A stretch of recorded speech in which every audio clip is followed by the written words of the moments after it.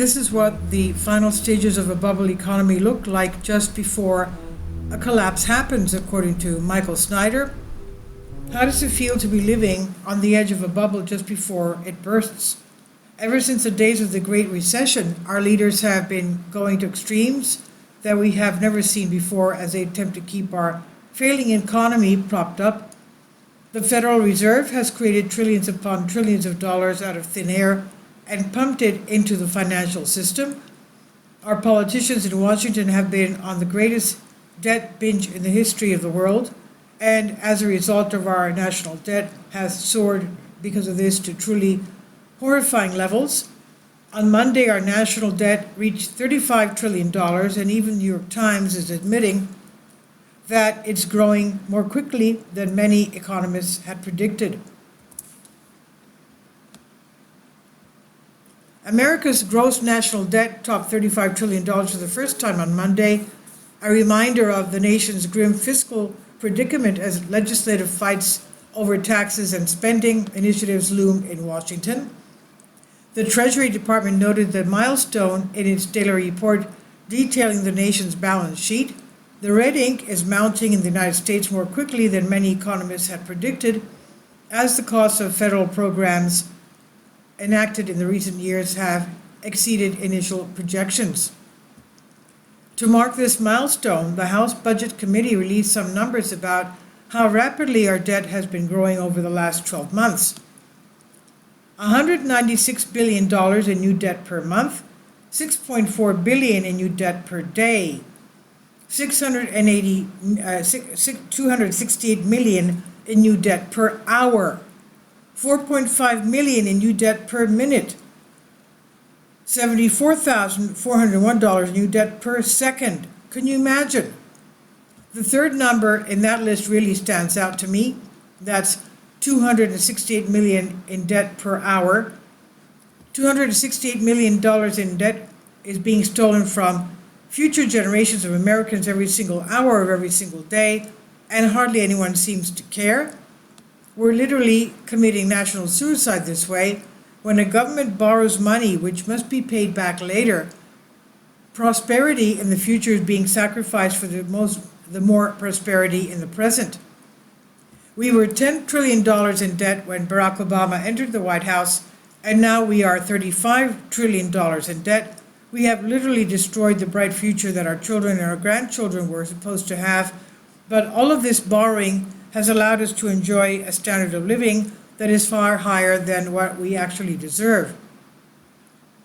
Unfortunately, we have reached a point where economic conditions are steadily getting worse even though our government continues to pile up mountains of new debt. According to the Department of Housing and Urban Development, homelessness in the U.S. has been growing by an average of about 10% every year since the pandemic ended.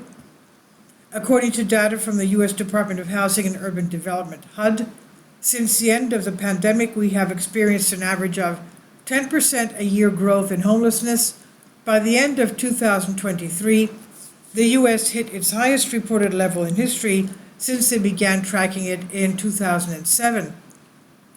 The same report says that the 4 states that have the largest problems with homelessness are California, New York, Florida, and Washington. The largest populations of homeless people are mainly in 4 states: California, New York, Florida, and Washington. New Hampshire and New Mexico saw the largest increases in homeless people, with 52% and 50% respectively. New York came in third, moving up by 39% since the last survey. In addition to growing homelessness, we are also seeing poverty and hunger rise all over the nation. Combined data released last month from federal agencies found the U.S. is facing growing rates of poverty and food insecurity. In 2023, more than 12% of the nation was living below the poverty line, and nearly 13% said they did not have enough to eat. Ann Oliva, CEO of the National Alliance to End Homelessness, said, "More people are becoming homeless for the first time. This increase is due to people becoming unhoused faster. They have no place to go, so they end up on the streets. Our national debt has gone from $10 trillion to $35 trillion. since Barack Obama first entered the White House, and our economy is still crumbling. This represents an epic failure of historic proportions. We have accumulated the largest mountain of debt in the history of the world, and most of the population is still struggling. But all of this money has created an immensely painful cost of living crisis. Today, there are 6 major cities, U.S. cities, where you will only be able to live a middle-class lifestyle, even though you're making $200,000 a year. Earning $200,000 a year might seem like enough to live a life of luxury, but in 6 of the 25 biggest U.S. metros, rampant inflation in the past 2 years means this six-figure salary is only enough to be middle class. Of course, the vast majority of Americans will never make $200,000 a year. In fact, most Americans are just barely scraping by. As I discussed last week, one recent survey discovered that 71% of U.S. adults are stressed out about their ability to afford everyday expenses. 71% of Americans say they're stressed by their ability to afford everyday expenses. Americans most regularly spend money on groceries, phone bills, utilities, gasoline, and rent mortgage payments. Grocery bills frustrate Americans more than any other regular expense. Utilities, rent, mortgage payments, gasoline, and insurance payments round out the top 5 most annoying expenses. Are you constantly stressed out about your finances? If so, you certainly are not alone. Unfortunately, things are only going to get worse from here. Decades of incredibly foolish decisions have set the stage for a colossal collapse. The bubble we have been riding will inevitably burst, and once that occurs, the consequences will be absolutely excruciating. Here in 2024, red flags are popping up on an almost daily basis. For example, shares of Ford Motor Company recently plummeted by 18% on a single day due to very disappointing results. The last time shares of Ford Motor dropped by more than 18% in a day, as it did last week, the U.S. automotive industry was on the brink of bankruptcy during the Great Recession.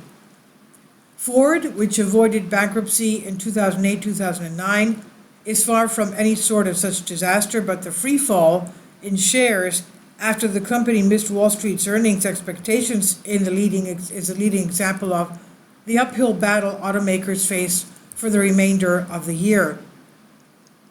As conditions get even worse during the second half of this year and beyond, our leaders will attempt to stabilize things by doing even more of what they have already been doing, but that will just make the cost of living crisis even worse, and it will just make our long-term problems even worse.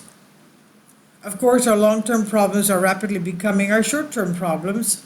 The entire system is convulsing with tremors, and our bubble economy is slowly but surely heading towards a date with oblivion. Now, this is by Michael Snyder on the Economic Collapse blog.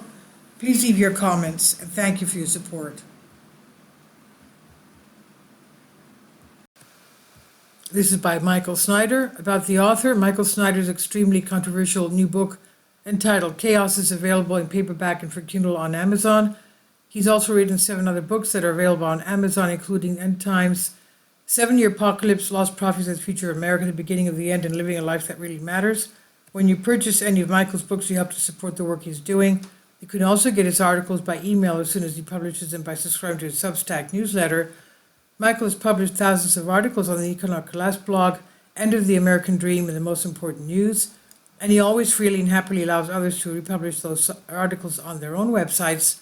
These are such troubled times and people need hope. John 3:16 tells us about the hope that God has given us through Jesus Christ.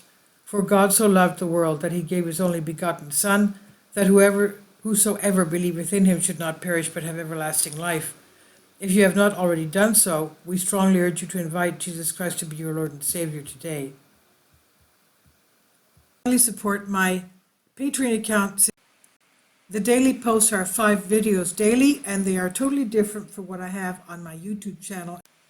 Thank you so much for your support and that you find all my content so interesting. You'll find the Patreon account details in the description box below.